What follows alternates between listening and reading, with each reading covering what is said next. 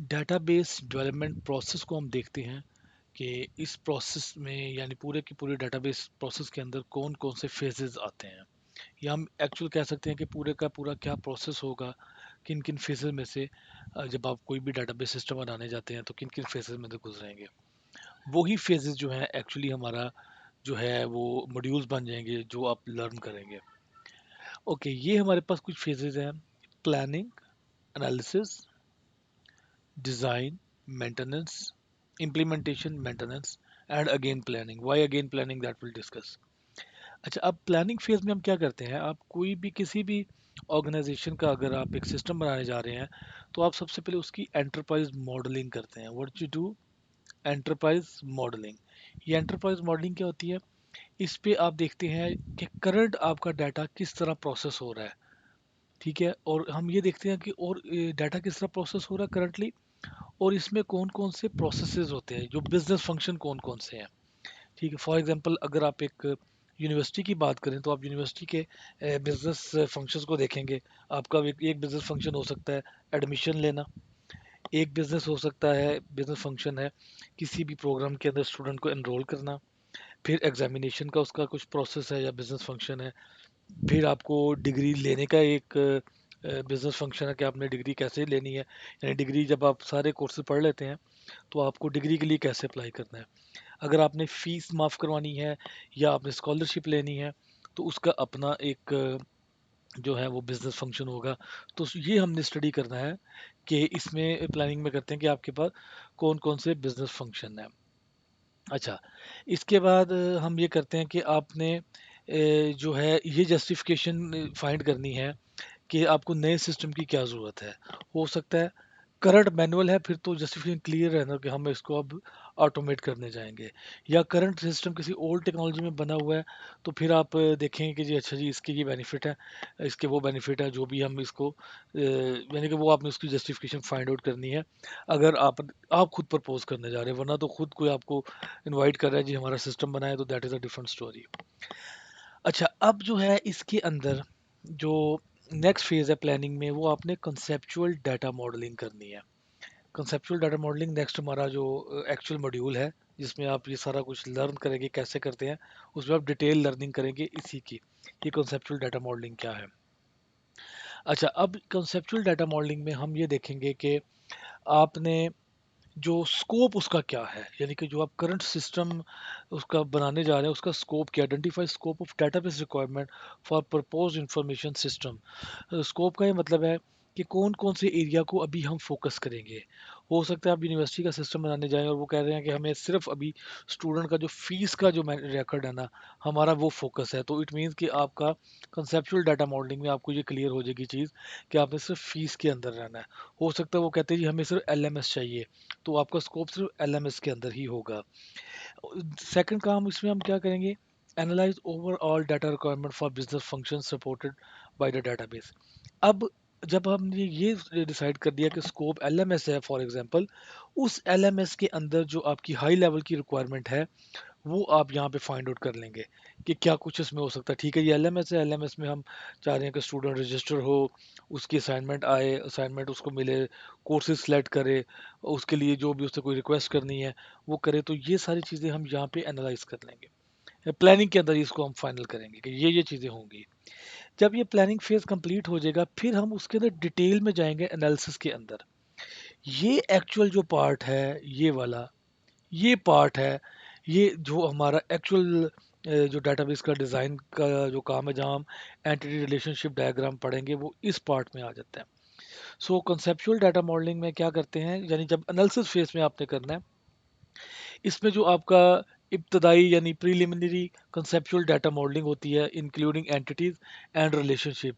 इसमें कौन कौन सी एंटिटीज और कौन कौन से उनके आपस में कौन कौन से रिलेशनशिप है, वो हम इसके अंदर फाइंड आउट करेंगे। क्या मतलब, देखिए एक एंटिटी है टीचर, एक एंटिटी है स्टूडेंट, लाइब्रेरी एंटिटी है, ठीक है, आपकी एग्जामिनेशन एंटिटी है, तो इनका आपस में रिलेशन फाइंड आउट करना है। स्टूडेंट और टीचर का क्या रिलेशन है, एक स्टूडेंट टीचर से कोर्सेज पढ़ता है और टीचर स्टूडेंट को कोर्स पढ़ाता है, इसका मतलब कोर्स की भी अपनी इंफॉर्मेशन है। तो ये सारी चीज़ें हम एनालिसिस फेज के अंदर करेंगे। इसके अलावा हम करेंगे comparing compare preliminary conceptual data model with enterprise data model. अब हमने देखना एंटरप्राइज डाटा मॉडल क्या होता है कि जो भी आपकी ऑर्गेनाइजेशन का एक्चुअल डाटा मॉडल है हम उसके साथ कंपेयर करना है जो आपके सिस्टम से हट के है एक्चुअली। अगर मैनुअल सिस्टम है तो आपने देखना कि जो मॉडल आप बना रहे हैं वो उनके मैनुअल सिस्टम में वो सारे प्रोसेस और वो सारा रिलेशनशिप आपको नज़र आ रहे हैं या नहीं आ रहे, इस चीज़ का एनालिसिस करना है। इसके बाद आपने डिटेल्ड कंसेप्चुअल डाटा मॉडल बनाना है जिसके अंदर हर एंटिटी और हर रिलेशनशिप और हर एट्रीब्यूट आएगा और each and every business rule आएगा। ये कुछ टर्म्स बोली हैं मैंने। डिटेल एंटिटीज, एंटिटीज वो चीज़ होती है जिसके बारे में आप डाटा सेव करने जा रहे हैं, जैसे student, teacher, books, courses. Relationship, इन एंटिटीज का आपस में क्या रिलेशनशिप होगा, किस तरह ये डाटा को मैनेज करेंगे एक दूसरे के लिए। एट्रीब्यूट्स, एट्रीब्यूट क्या होते हैं, वो खासियत, वो प्रॉपर्टीज जो आप सेव करने जाते हैं। जैसे एक स्टूडेंट है, उसका नेम है, फादर नेम है, CNIC है, एज है, ये सारे उसके क्या है, एट्रीब्यूट्स है। और बिजनेस रूल, बिजनेस रूल ये है कि अगर कोई बच्चा एडमिशन लेने आया है BS कंप्यूटर साइंस में तो उसकी एज फॉर एग्जांपल 18 ईयर से ज़्यादा हो, ये एक बिजनेस रूल है। अगर किसी के जो है 2 सब्जेक्ट में कंपार्ट आ गई या क्लियर नहीं कर सके, वो नेक्स्ट सेमेस्टर में प्रमोट नहीं करेगा, ये एक बिजनेस रूल है। ये सारा बिजनेस रूल हमने एनालिसिस के अंदर डिफाइन करना है। तो वहाँ पे हम स्टडी करेंगे कंसेप्चुअल डाटा मॉडलिंग जो कि एक्चुअली आपकी ER डायग्राम है इस फेज के अंदर। ठीक है जी। फिर आ जाता है लॉजिकल डेटाबेस डिज़ाइन। अच्छा, यहाँ तक बात आती है कंसेप्चुअल डाटा जो है डाटा मॉडलिंग की, वहाँ पे कोई टेक्नोलॉजी इन्वॉल्व नहीं होती। आपने बस बिजनेस रिक्वायरमेंट करनी है, रिक्वायरमेंट लेनी है आपने। अच्छा, फिर जब लॉजिकल डेटाबेस डिज़ाइन आता है तो यहाँ पे आप बात करेंगे टेक्नोलॉजी की।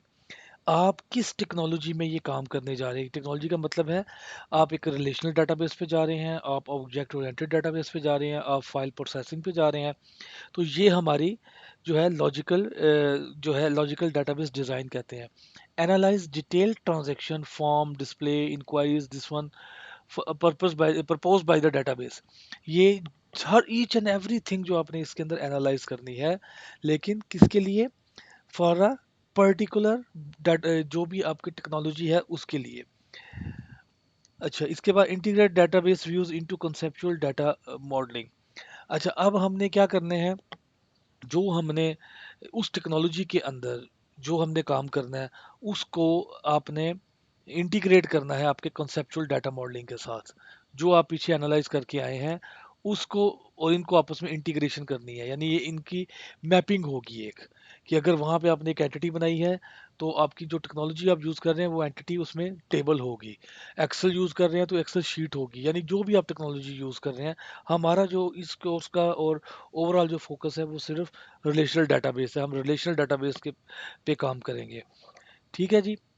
अच्छा, इसके बाद हमने डाटा इंटीग्रिटी और डाटा सिक्योरिटी, ये इनको भी देखना है। डाटा इंटीग्रिटी क्या चीज़ है और डाटा डाटा इंटीग्रिटी ये चीज़ है कि अगर आपने, सपोज मैं ये कह रहा हूँ कि एक स्टूडेंट है, उस स्टूडेंट ने फीसिस का रिकॉर्ड है उसका, उस स्टूडेंट का एग्जामिनेशन का रिकॉर्ड है, उस स्टूडेंट का लाइब्रेरी का रिकॉर्ड है।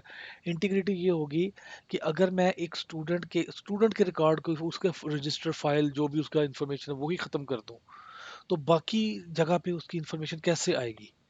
वो नहीं होना चाहिए। जब भी कोई भी चीज़, कोई भी रिकॉर्ड, कोई भी डाटा अगर आपकी मेन उसकी जो एंटिटी है उसमें से रिमूव अगर करना हो तो उससे पहले आप बाकी डाटा भी रिमूव करके आए। डाटा ये इंटीग्रिटी है।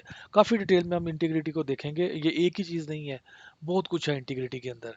ठीक है, आपने डाटा की इंटीग्रिटी को जो वैलिडेट करना है इसके अंदर आप ये कुछ रूल्स लगाते हैं, जैसे आप उसको, हम कुछ प्राइमरी की और कुछ फॉरेन कीज़ कहते हैं। तो वो हमने इन चीज़ों को देखना है कि जब दो एंटिटीज में रिलेशनशिप होगा तो आपका जो पेरेंट रिलेशनशिप है और जो चाइल्ड है, पेरेंट का रिलेशनशिप आपका डिलीट नहीं होना चाहिए जब तक चाइल्ड का रिकॉर्ड मौजूद है। So will see in very very detail when we will talk about logical database design. और उसके बाद है फिजिकल डेटाबेस डिज़ाइन। अब जब हमने टेक्नोलॉजी ये चूज़ कर ली कि रिलेशनल पे जाना है, अब वो सॉफ्टवेयर चूज़ करना है हमने, relational database management system, RDBMS। तो इसमें हम एक्चुअल वो काम करेंगे जहाँ पे हम SQL सर्वर को स्टडी करेंगे या ओरेकल को या माई को। हम इन सबको स्टडी, किसी कोई भी एक चूज़ कर सकते हैं जिसके अंदर हम ये इन ये जो आपने लॉजिकल डेटाबेस डिज़ाइन किया है, इसको फिज़िकली वहाँ पे क्रिएट करना है, टेबल क्रिएट करने हैं, उनके एट्रीब्यूट बताने हैं, उनके रिलेशनशिप बताने हैं। तो ये हमारा जो है जो फिज़िकली डेटाबेस का जो आपके फिजिकल डेटाबेस डिज़ाइन होगा। अच्छा, यहाँ तक हमारा एक्चुअल ये कोर्स है, ये हमने चीज़ें स्टडी करनी है। उसके जो नेक्स्ट जो चीज़ है डेटाबेस इम्प्लीमेंटेशन, यानी जब आपका एक सिस्टम कंप्लीट हो गया तो उसको किसी जगह पे जाके आपने जो यानी कि ये एक्चुअली इसकी इम्प्लीमेंटेशन आ जाएगी। इसके अंदर आपने वो डेटाबेस के यानी कि आप ये कह सकते हैं कि इसको एक्चुअल वहाँ पे आपने डिप्लॉय करना है या आपने उसको अब यूज़ के अंदर ले आना है। Database implementation, code and test database processing program, इनको टेस्ट वगैरह भी करेंगे, complete database documentation and training material, ये सारा कुछ हम इम्प्लीमेंटेशन में करते हैं। तो इसका पर्पस क्या होता है? इसका पर्पस है to write a programs, build database, test and install a new system, train user and finalize documentation। ठीक है, और उसके बाद हम देखेंगे जब वो यूज़र उसको यूज़ करना शुरू कर देगा तो उसमें कोई इश्यूज आते हैं तो वो आपने मेंटेनेंस मेंटेनेंस के अंदर लेके जाने हैं। और फिर उस मेंटेनेंस में जो इशू है वो दोबारा उनको एनालाइज करते हैं, प्लानिंग करते हैं।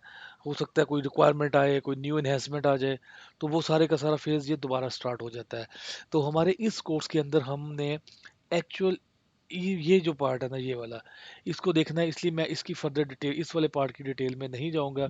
तो हमारा यही कोर्स है जो कि हमारा एक्चुअल आपको जिसके अंदर आप ये हर चीज़ को अंडरस्टैंड करेंगे, इन इस प्रोसेस को, यहाँ तक के प्रोसेस को, कि कोई भी सिस्टम है उसको आपने हाई लेवल पे कैसे एनालाइज करना है, उसकी डिटेल मॉडलिंग कैसे करनी है, उस मॉडल से आपने कोई रिलेशनल डाटाबेस का मॉडल कैसे बनाना है जिसको हम लॉजिकल डाटाबेस डिज़ाइन कहते हैं।